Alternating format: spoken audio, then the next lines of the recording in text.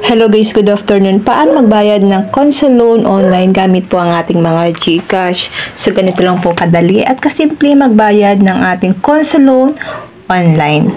Open lang natin ang Chrome browser.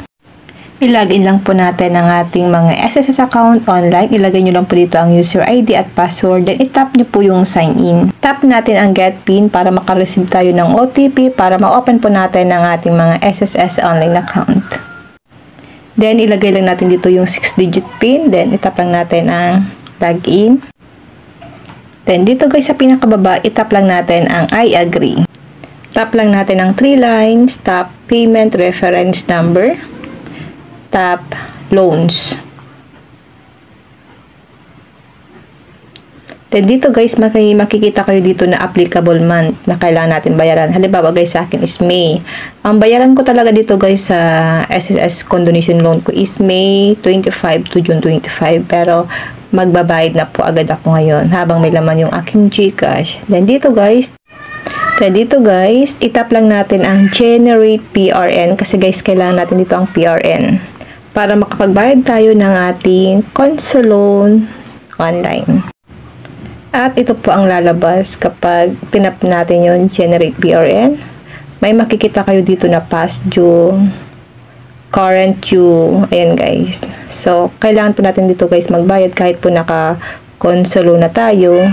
Pag hindi pa rin kayo dyan makapagbayad, magkakaroon naman po yan guys ng interest at penalty. So, mas maigi po na bayaran na lang po natin agad dito. Ayan guys.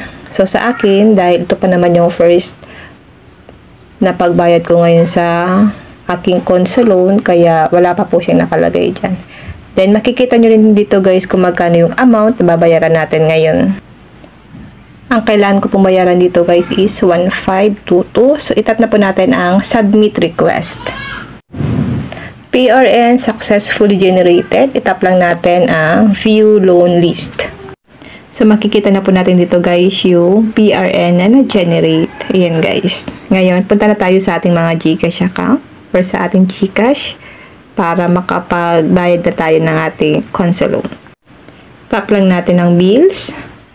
Then, tap natin dito ang government. At dito guys, i-search na lang natin dito ang SSS Loans RTPL. Ayan.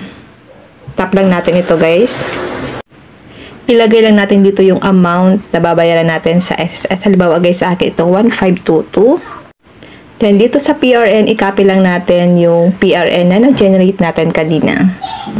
Punta lang tayo sa ating Chrome browser. Ito guys, i-copy lang natin ito.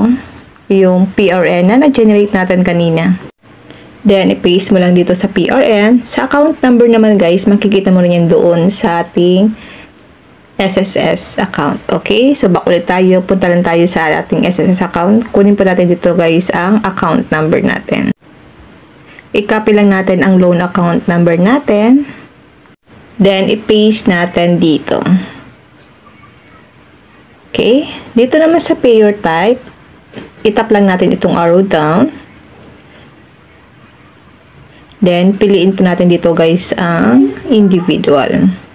Sa country, halimbawa guys sa akin dahil po nasa Philippines ako, hanapin ko lang dito ang Philippines. Tap lang natin dito ang Philippines.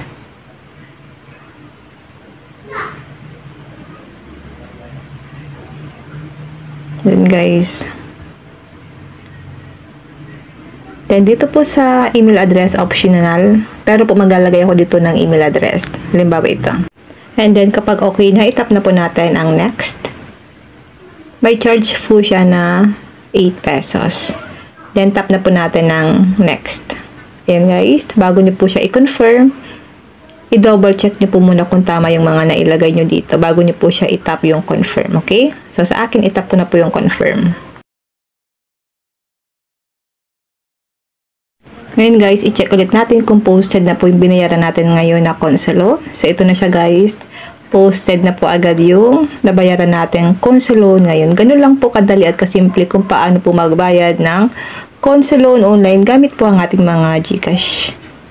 Okay? Yun lang guys, sana po may natutunan kayo sa aking video. Huwag niyo po kalimutan na i-follow ako at i-share ang ating video para malaman din po ng iba kung paano po magbayad ng Console Loan online gamit po ang ating mga GCash. Yun lang guys, thank you for watching. Mag-comment lang kayo guys sa comment section kung may mga tanong kayo.